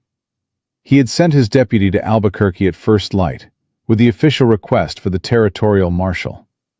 The deputy would not be back until tomorrow at the earliest. What Pickett had on the main street of Cowboy Wells right now was himself, his badge, and whatever he had decided he was when he stood up from that desk the day before. Vance rode in at the head of his men with the easy authority of someone who has never had a reason to ride into any place any other way. He was exactly as Dot had described. Well-dressed without ostentation, silver-haired, with the outdoorsman's weathered face and the soft hands and the smile that engaged every muscle except the ones behind the eyes. He rode a good horse and sat it well, and he looked at the main street of Cowboy Wells the way a man looks at something he owns. He saw Pickett first. Something in his expression adjusted, very slightly, very controlled. Then he saw Caleb. Another adjustment, smaller. Then he saw Ruth standing beside Caleb on the steps of the Mineral House, and the adjustments stopped entirely, and his face went still in a way that was more revealing than anything that had moved across it before. He had not expected her to be standing. He had not expected her to be there at all, visible, upright, looking directly at him with gray eyes that held no fear whatsoever. He dismounted and walked toward them with his hands open at his sides, and his smile returned to operational status. "Mr. Marsh," he said, "I believe we have some business to discuss." "We do," Caleb said, "though I'd say it's less between you and me than between you and the federal court system." Vance's smile held. It was, Caleb noted, an exceptionally durable smile. "I'm afraid there's been a significant misunderstanding about the nature of my business operations in this territory. The Western Placement Bureau is a legitimate enterprise. Any irregularities in individual transactions are the responsibility of employees operating outside their sanctioned authority." "Cook," Ruth said. Vance looked at her directly for the first time. Whatever he had expected from the woman his ledger listed as a delivered commodity, it was not this. Not this voice, not this steadiness, not the way she was looking at him, as though she were reading something written on his face and finding it exactly as repellent as she had anticipated. "I don't believe we've been introduced," he said, with a graciousness that was so polished it had become its own kind of insult. "My name is Ruth Calloway Marsh," Ruth said. "I was transported from the Albuquerque depot to a property outside this town against my will, in a condition that I am prepared to describe in precise detail before a federal judge. I am a certified Western Union telegraph operator and the daughter of a newspaper editor, and I have spent the past 4 days organizing the documentary evidence of 31 transactions your bureau facilitated in this territory over the past 14 months. She paused for exactly 1 beat. "I know your operation better than you think I do. I know the routing, I know the pricing structure. I know the confirmation notation system your ground man used in his ledger. And I know that 5 of your deliveries were never confirmed, which means there are 5 women unaccounted for in your own records, and I intend to find every one of them." The silence on the main street was the kind that spreads outward, pulling people into it. Caleb was aware without looking that windows were occupied, that the women from Dot's list had positioned themselves at intervals along the street as they had planned, that Clara Hughes was standing in front of the dry goods store with her sister's letters in her hands, and her grief converted into something angular and unyielding. Vance said nothing for a moment. Then he turned to Pickett. "Sheriff, this woman has made some serious allegations against a legitimate business operating under territorial charter. I'll need you to take a statement." "I'll be taking statements," Pickett said, "starting with yours. And I'd ask your men to keep their hands where I can see them." Something shifted in Vance's face. It was subtle, a recalibration, a reassessment, the particular expression of a man who has walked into a room expecting the furniture to be in one arrangement and found it entirely changed. His eyes moved from Pickett to Caleb, to Ruth, and back to Pickett. And in that movement, Caleb could read the calculation happening underneath the smooth surface. Counting, assessing, looking for the weak point. He found it, or thought he did. "Pickett," Vance said, and his voice dropped into something quieter, something that carried the specific weight of a reminder. "I think we both understand that there are obligations between us that make this situation somewhat complex. I'd hate for any confusion to complicate those existing." "My son is 18, Pickett said. "He's healthy. He's in Albuquerque studying to be a surveyor, and he doesn't know a thing about the loan his father took out when he was 11 years old and dying of fever. He'll never know about it." Pickett looked at Vance steadily. "Because I'm going to make sure that when this is over, the story of what happened here is the one that gets told. And in that story, the loan is settled." Vance stared at him. For the first time, the smile had failed completely. "You understand what you're doing." "I understand exactly what I'm doing." Pickett's voice was the quietest thing on the street, and somehow the loudest. "I'm doing my job. 7 years late, but I'm doing it." One of Vance's men shifted in his saddle. His hand moved toward his hip, and Caleb's Colt was out and leveled before the motion was fully complete and the man's hands stopped. "That would be a mistake," Caleb said. He said it conversationally, which was the right register. The man looked at Vance. Vance looked at Caleb's gun. Then Vance looked at Ruth, and something moved through his eyes that was not quite what it would have been called in a man who felt ordinary things.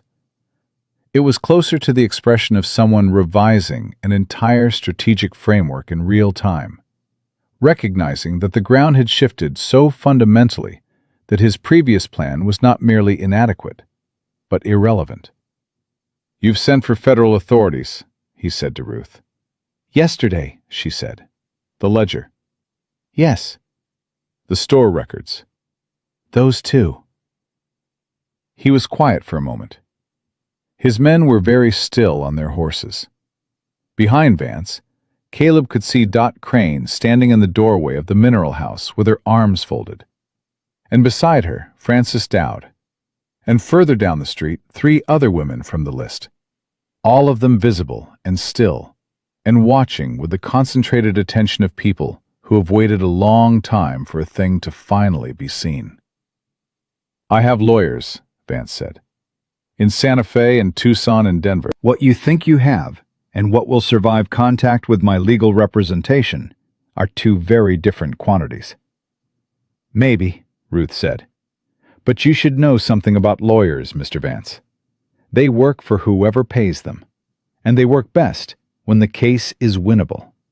When the Western Union District Supervisor in Denver finishes reading the message I sent him yesterday about how your bureau has been using Western Union employment correspondence to identify and lure victims, your lawyers are going to find their relationship with the railroad's legal department becoming considerably more complicated. Western Union has its own lawyers. They are not small." Vance looked at her for a long moment. "You sent a message to Western Union," he said. "I'm a certified operator," Ruth said. "I know the district supervisor personally for my certification process. He will take the message seriously." She held Vance's gaze without any visible effort. "You built this operation on the credibility of legitimate institutions. You used newspaper advertisements and legitimate postal correspondence and the genuine reputations of companies like Western Union to make your fiction believable. The moment those institutions understand they've been used, they become your most motivated adversaries. You don't have enough lawyers for Western Union's legal department and a federal circuit judge simultaneously." Clara Hughes walked across the street. She did it quietly, without drama, with her sister's letters held against her chest and her back straight, and her face carrying 11 years of carefully managed grief. She stopped beside Ruth and looked at Jerome Vance with the expression of a woman who has nothing left to lose because she lost the thing that mattered most a long time ago. "My sister's name was Anna Hughes," she said. "She was 19 years old.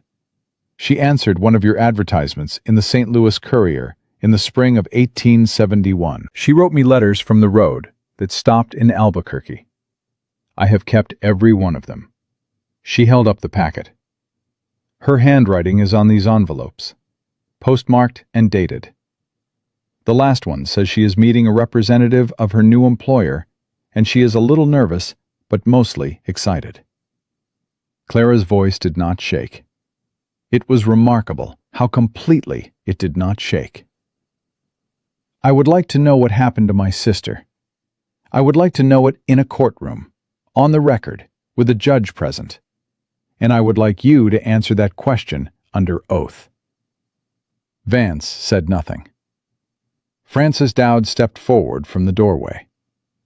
"My name is Frances Dowd. 3 years ago, 2 men sat in my shop and discussed your routing system while I stitched a bridle. I remember every word." She looked at Vance without flinching. "I wrote it all down that night. It's in the box with everything else." Another woman stepped forward.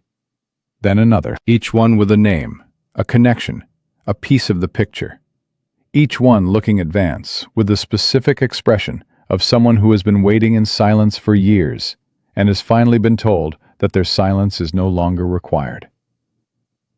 Vance's lead rider made a decision without 6 armed women, a sheriff with a badge, a former deputy with a drawn weapon, a ledger that apparently documented 31 crimes in detail, and a telegraph message already traveling toward a federal judge and a corporate legal department simultaneously.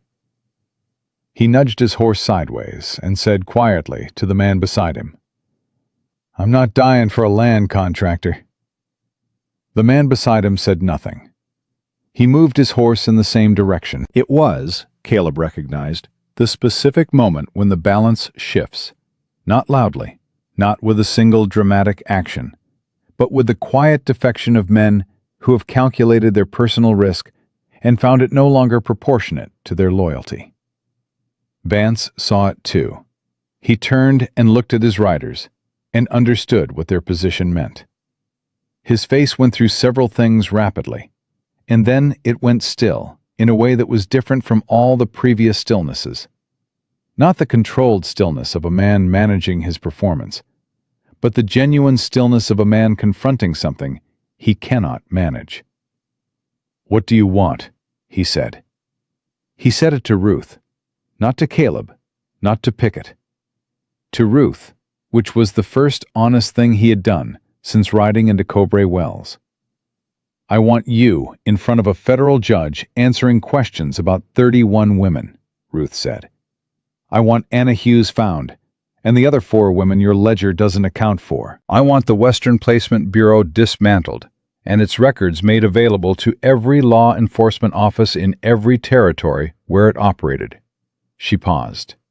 "And I want you to understand something before any of that happens." "What?" "You came here this morning believing you could walk into this town and talk your way through this situation, the way you have talked your way through every other situation for the past decade. You believed that because the people you had encountered before were isolated, individual, each one alone with a story that could be dismissed, a grief that could be explained away, a complaint that could be legally managed." Ruth looked at him, and her voice was entirely level. "You didn't know about this room full of women. You didn't know about Dot's records, or Clara's letters, or Francis's map. You didn't know because you never asked. Because you looked at the women you moved through your operation and you saw cargo. And cargo doesn't organize." She held his gaze. "You were wrong about that." Vance looked at the street around him, at the women standing in their positions, at Pickett with his badge, at the box of evidence inside the hotel, at his riders who had made their calculation and were making it clear with every small movement of their bodies. Something moved through his face that was not remorse. It was too late, and he was too thoroughly himself for remorse, but was perhaps the nearest thing to it that his architecture of self-justification would allow. A recognition. A belated, unwilling recognition of the specific thing he had consistently refused to see. "I'll need my lawyers," he said. "You'll have them," Pickett said. "You'll have every legal protection you're entitled to. That's how the law works." He stepped forward. "Jerome Vance, I'm placing you under arrest on charges of commercial fraud, fraudulent use of financial instruments, and unlawful detention, pending federal investigation of additional charges." He said it the way a man says something he has been rehearsing for a long time. Not with theatrical weight, but with the quiet, specific satisfaction of a sentence that is exactly right. "Put your hands where I can see them, please." Vance's men surrendered their weapons without drama. 2 of them had already made it clear they had no interest in dying for a man whose operation had just collapsed in front of a federal telegraph message and a box of organized evidence.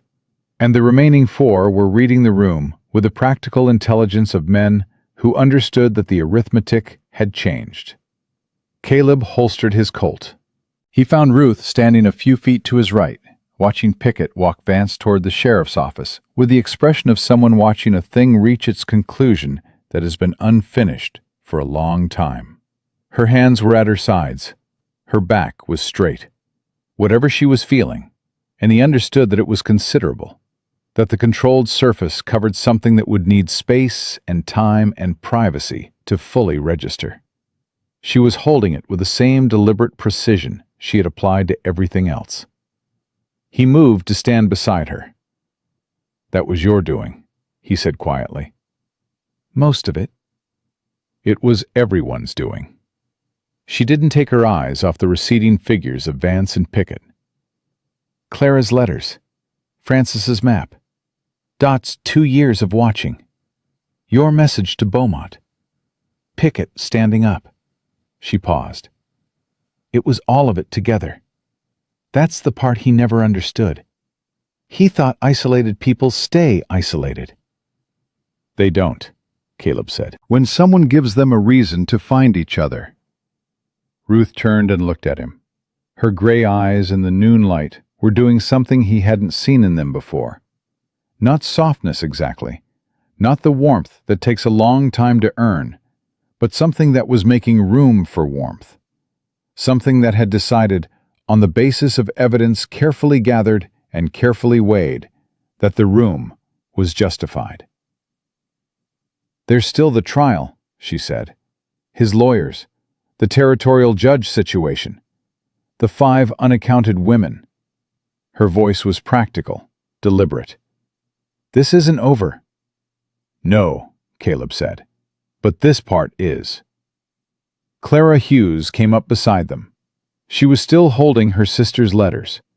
She looked at the sheriff's office door closing behind Vance, and she stood there for a moment, breathing in a way that suggested she had not been breathing completely for 11 years, and was only now remembering how.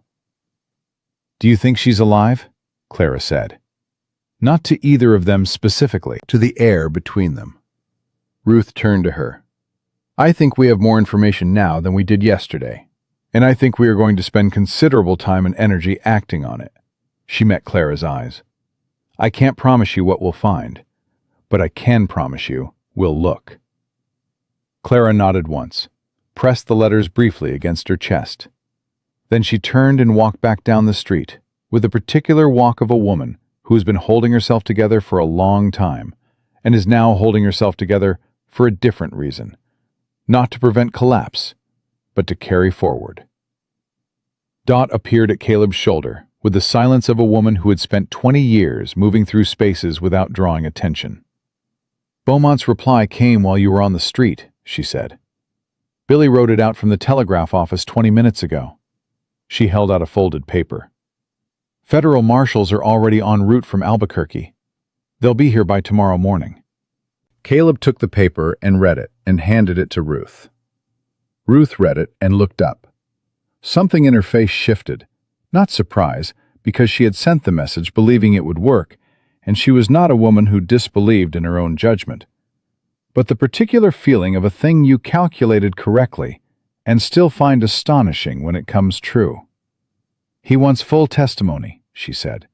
"All witnesses, all documents. He's issuing an emergency warrant for Vance's records in Santa Fe." "Santa Fe," Caleb said. "The main office. The records going back 10 years.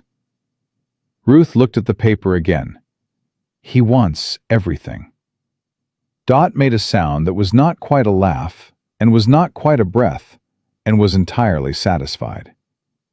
"Well," she said, "I suppose we'd better make sure the box is organized." Caleb looked at the main street of Cowboy Wells in the full afternoon sun, at the women returning to their ordinary positions, at the horses standing unmanned at the hitching posts, at the sheriff's office where Wade Pickett was doing his job for the first time in 7 years, at the hotel where a box of evidence sat with 31 names in it and 5 more waiting to be found. He looked at Ruth beside him, her bandaged wrists and her absolute precision, and the thing in her gray eyes that was making room for something it hadn't allowed before. "Come inside," she said to him quietly. "We have work to do." And they went inside together, and the work continued, and outside the sun crossed the meridian and began its slow descent, and the day moved forward the way days do when something in them has permanently changed. Not loudly, not all at once, but in the specific way of things that have finally been set right after a very long time of being wrong. The federal marshals rode into Cowboy Wells at dawn, 7 of them, led by a deputy marshal named Cross, who had the compact, unhurried manner of a man who had been doing this work long enough to have stopped being impressed by any particular variety of human wrongdoing. He shook Pickett's hand, reviewed the evidence box for 40 minutes without speaking, and then looked up at Ruth and said, "You organized this." "Yes," Ruth said. "You were one of the victims."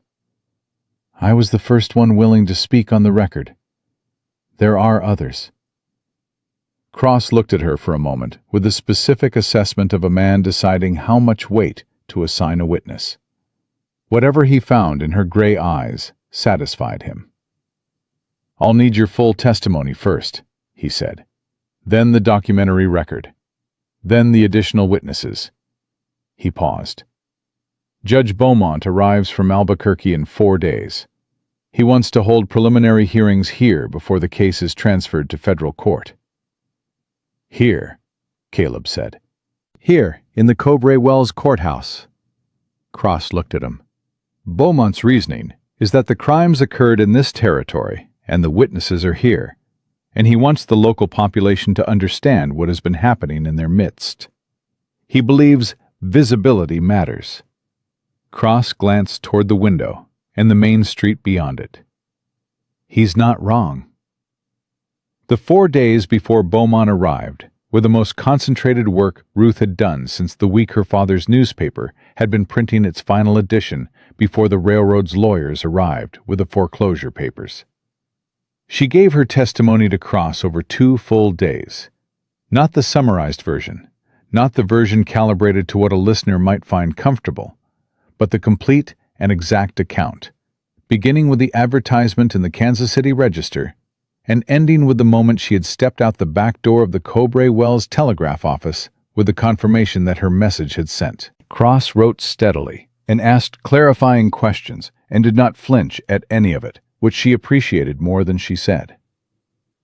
Clara Hughes gave her testimony on the 3rd day. She sat across from Cross with her sister's letters stacked in chronological order on the table between them, and she spoke for 3 hours without stopping. And when she was done, she looked smaller somehow, and also, in some way that was hard to articulate, lighter, as though the weight of 11 years of unanswered knowing had been transferred from her body to the record, where it belonged. Frances Dowd produced her hand-drawn map and talked Cross through it with the methodical precision of a woman who had been a seamstress for 20 years and understood the value of getting measurements exactly right. The other women from Dot's list added their pieces. A date here, a name there, a description of a man seen in a place he shouldn't have been, a document kept in a drawer because something had said, "Keep this, you may need this," even when no one could say why.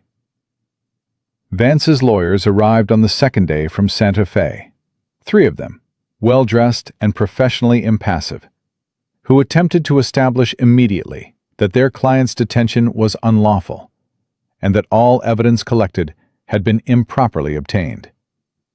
Cross listened to them with courteous attention and then explained, with the same courteous attention, that the ledger had been obtained under a valid commercial fraud warrant issued by the presiding sheriff, that the telegraph communications were entirely within the sender's professional purview as a certified operator, and that the additional documentary evidence had been voluntarily provided by witnesses exercising their legal right to come forward. The lawyers retired to their hotel room to recalibrate.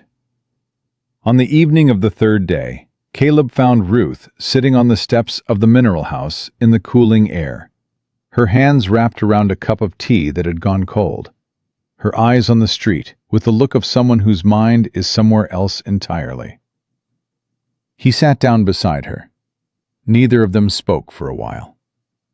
"My father would have known what to do with all of this," Ruth said finally. "He would have written it the right way, would have made people understand Not just the crime, but the conditions that allowed it.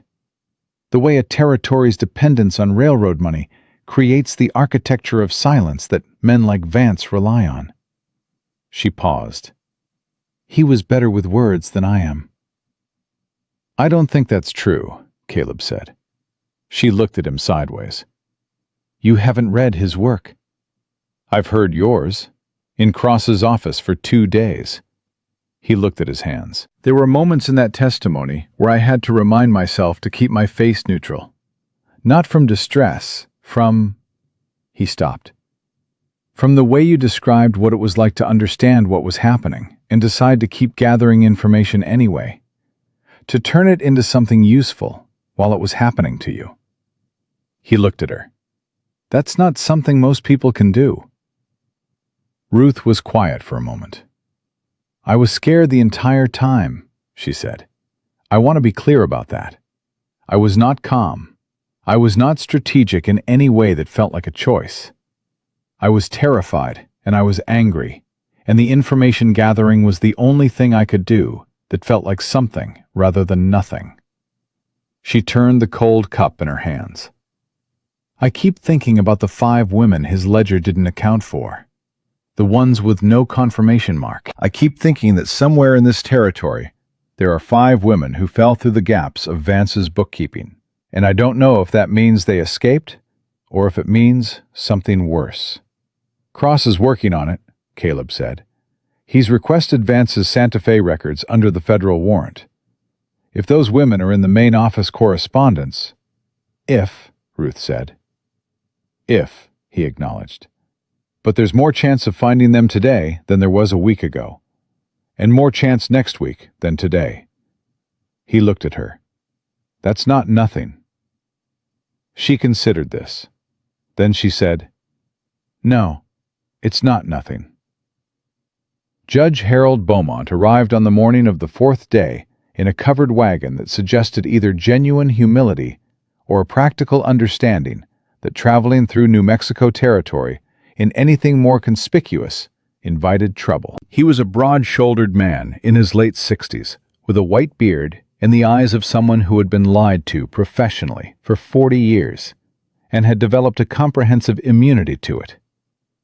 He set up in the Cowboy Wells Courthouse, which was a single room attached to the back of the municipal building, and he called the preliminary hearing to order at 10 in the morning, with approximately 40 people crowded inside, and another 30 standing at the open windows. Vance's lawyers made their opening arguments for 40 minutes. They were skilled and thorough, and they built the framework of their defense with the practiced efficiency of men who had dismantled cases like this before. Vance as a distant principal, the Bureau as a legitimate enterprise subverted by rogue employees, the evidence as circumstantial and potentially tainted by the emotional distress of unreliable witnesses. Then Beaumont looked at Ruth and said, Mrs. Marsh, you may proceed. Ruth stood up. She had dressed that morning in a clean, dark dress that Dot had found for her, and she had pinned her dark hair back, and she stood in the crowded courthouse with her bandaged wrists visible below her cuffs, and her gray eyes level, and her voice carrying to every corner of the room with the clarity of a woman who had spent years sending precise information down a wire, and understood that precision was not coldness, but was, in fact, the most powerful form of truth. She began with the advertisement. She described the language, the promises, the professional formatting that made it indistinguishable from any legitimate employment posting. She described the train journey, the depot at Albuquerque, the men with a card with her name on it. She described the wagon. She described the ropes. She described the note. She did not spare any of it, and she did not perform any of it. She delivered it the way she delivered everything, exactly as it was, without decoration and without diminishment, and the room received it in the particular silence that descends when a group of people is hearing a thing they have somehow always known and are only now being permitted to fully understand. Vance's lead lawyer stood up twice to object. Both times, Beaumont looked at him and said, "Overruled," with a patience that suggested he had a limited tolerance for interrupting a witness of this character. When Ruth finished, Clara Hughes stood up without being called.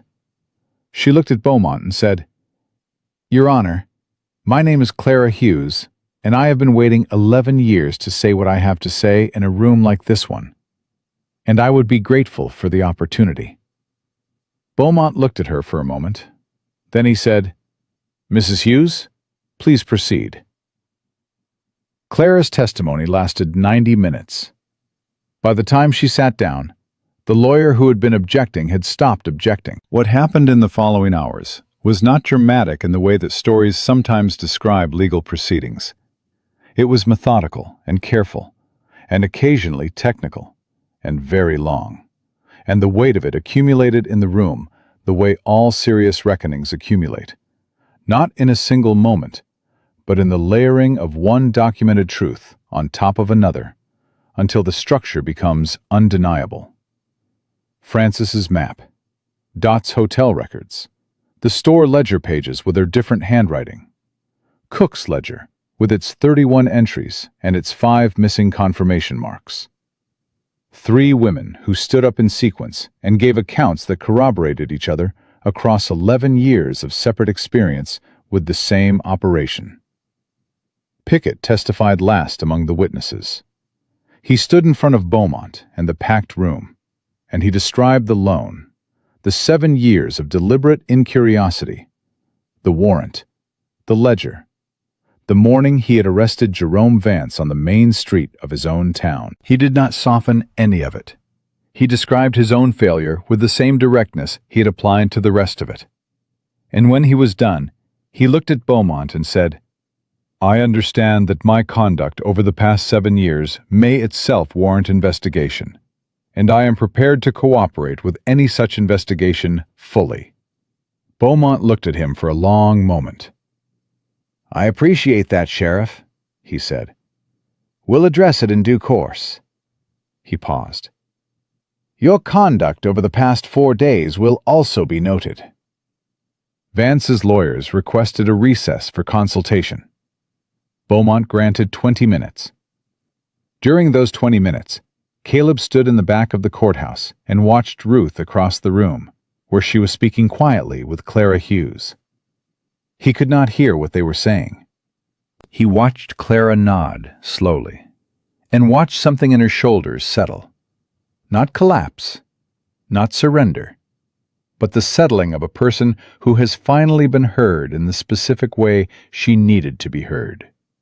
Vance's lead lawyer returned from the consultation with the expression of a man who has spoken to his client and received news about the direction the client wishes to proceed that the lawyer does not endorse. He spoke to Beaumont briefly, in a low voice. Beaumont's expression did not change. Then Beaumont straightened and addressed the room. "This court finds sufficient grounds for federal indictment on all counts presented," he said. "Jerome Vance will be transferred to federal custody and held pending trial in Albuquerque on charges of trafficking, kidnapping, conspiracy to commit fraud, fraudulent use of commercial instruments, and unlawful detention. His Santa Fe offices are hereby subject to a federal warrant for all records pertaining to the Western Placement Bureau's operations, dating to its founding." He looked at the room over his glasses. "I am also ordering a federal investigation into the 5 unaccounted cases identified in the operational ledger, to be conducted by Marshall Cross's office in conjunction with Western Union's legal department." He paused. "This is not a conclusion. It is a beginning. The work of finding these women continues, regardless of the outcome of any trial." Vance was led out through the side door by 2 of Cross's marshals. He passed within 10 feet of where Ruth was standing.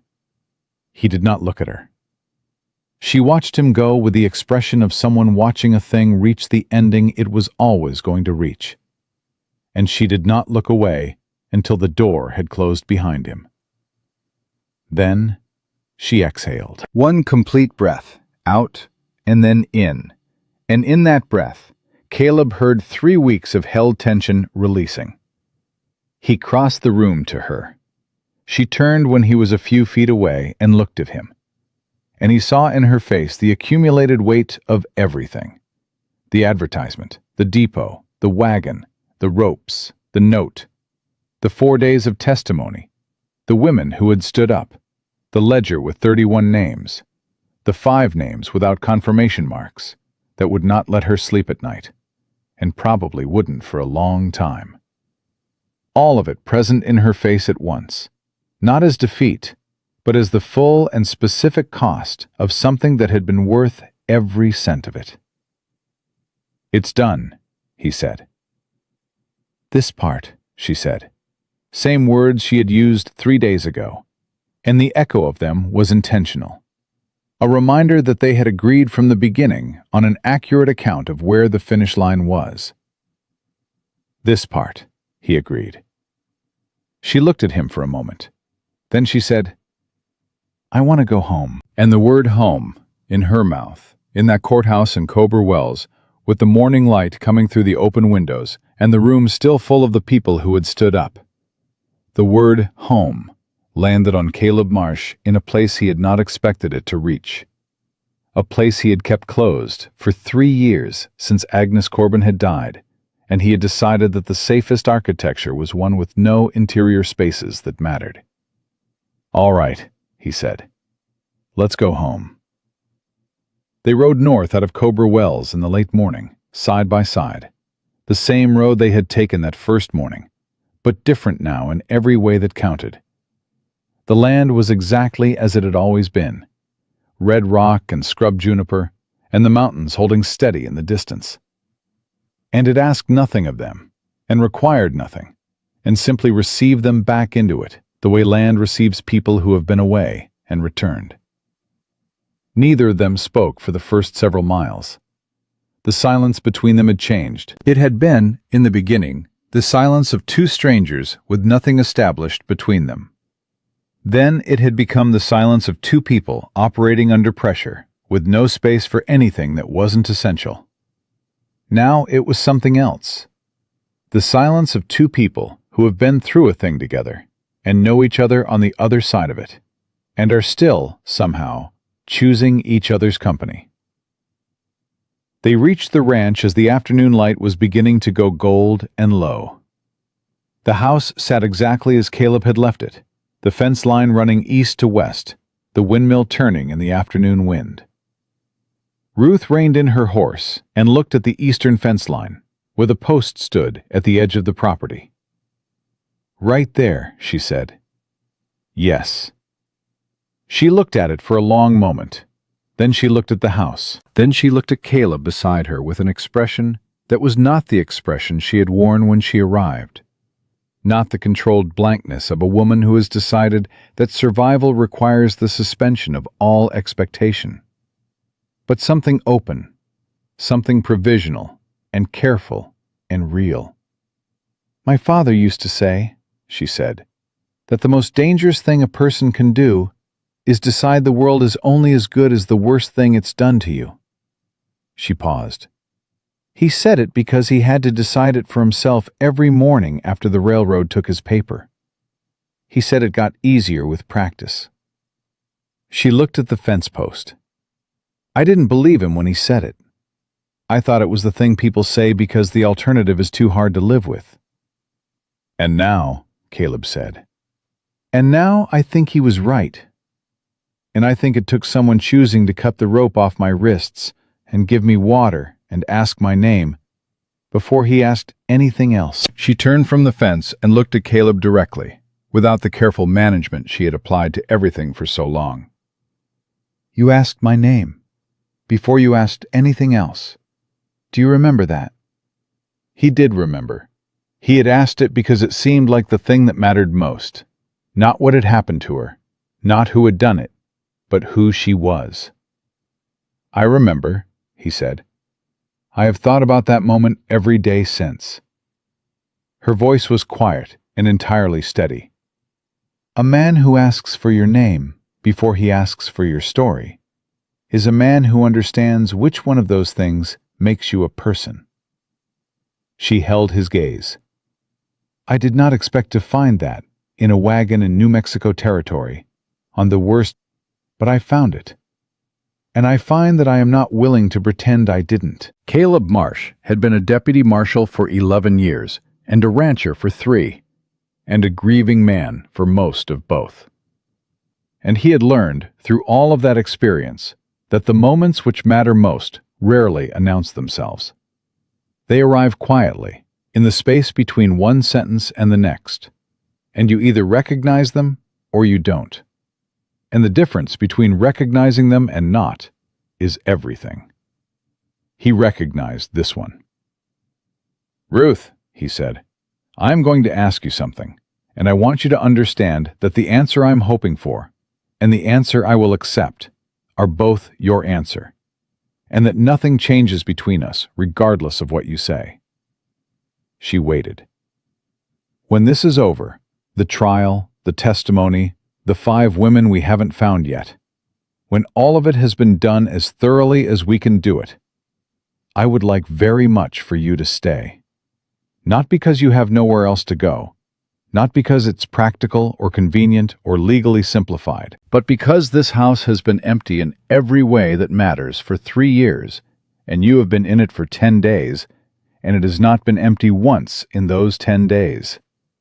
He looked at her steadily.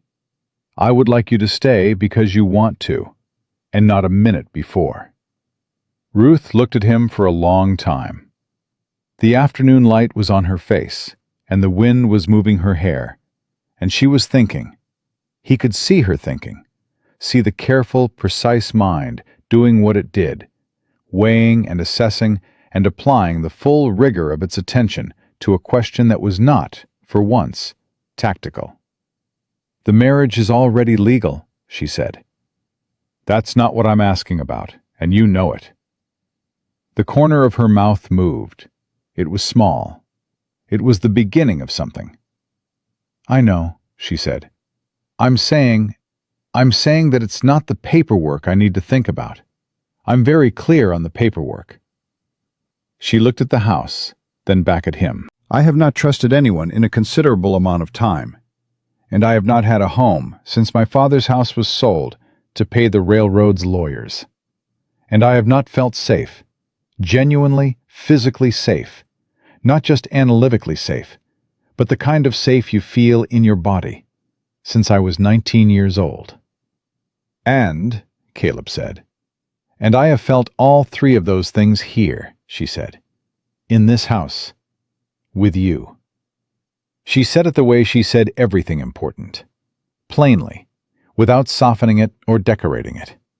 Just the truth, delivered in its exact shape. That is not a small thing. I am not treating it as a small thing. He reached out, and she put her hand in his, and neither of them made more of it than it was, which was already more than either of them had expected to find again. They sat on the porch that evening as the dark came down and the stars appeared one by one in the New Mexico sky. And they talked about the trial, and about Cross's investigation, and about the 5 women, and about what Dot was planning now that the silence of Cowboy Wells had been permanently broken, and what Clara Hughes intended to do with the energy that had been running nowhere for 11 years, and now had a direction. They talked about Agnes Corbin, and Ruth listened to all of it without the careful management of someone tolerating grief, but with the attention of someone who understood that the dead we carry are not weight we set down, but weight we learn to carry better. And at some point in the talking, the gap between them on the porch bench had closed, in the way gaps close when 2 people stop performing the distance between them and simply sit where they naturally sit. And Ruth's shoulder was against Caleb's arm, and neither of them remarked on it, because it required no remark. The weeks that followed were hard and necessary, and full of the specific, unglamorous labor of justice being done properly. Depositions and documentary reviews, and Cross's men riding circuits through the territory, following the operational routes in Cook's ledger. turning over rocks that had not been turned over in years. 3 of the 5 unaccounted women were found. One had escaped within days of her initial transport and had been living under a different name in a small town in Arizona, too frightened to come forward until Cross's men arrived, with the specific and patient reassurance of authority that is actually on your side. One had been placed with a family in California who did not know where she had come from and were genuinely horrified to learn.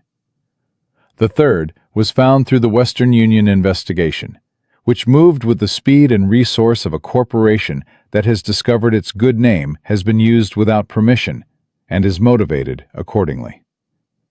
The fourth was not found. The fifth was not found. Ruth did not stop looking for them. She wrote letters. She coordinated with Cross. She worked with the Western Union Legal Department's investigators and with a woman in Santa Fe who had begun a similar effort after the Vance case broke in the territorial papers. The not finding was something she carried the way her father had carried his convictions. Not easily, not without weight, but with the settled determination of someone who has decided that the work matters, regardless of whether the work is ever fully complete. Jerome Vance was convicted in federal court in Albuquerque 4 months later on all primary counts. His lawyers achieved a partial reduction on 2 of the conspiracy charges through a procedural argument that Beaumont allowed over Ruth's written objection. Vance was sentenced to 14 years in federal prison. The Western Placement Bureau was dissolved by federal order, its assets seized, and its records transferred to the Marshal's office for ongoing investigation.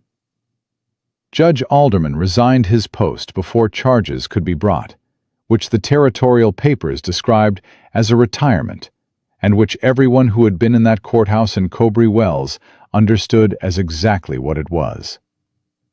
Wade Pickett was investigated and cleared of criminal complicity on the grounds that his role had been passive rather than active, though the investigation was thorough and the clearing was not without cost to his reputation. He served out his term as sheriff and was not re-elected, which he described to Caleb on the occasion of handing over his badge as a fair outcome. "I did the job wrong for 7 years," he said. "Doing it right for 4 days at the end doesn't cancel the arithmetic. I know that." He paused. "But it matters to me that I did it.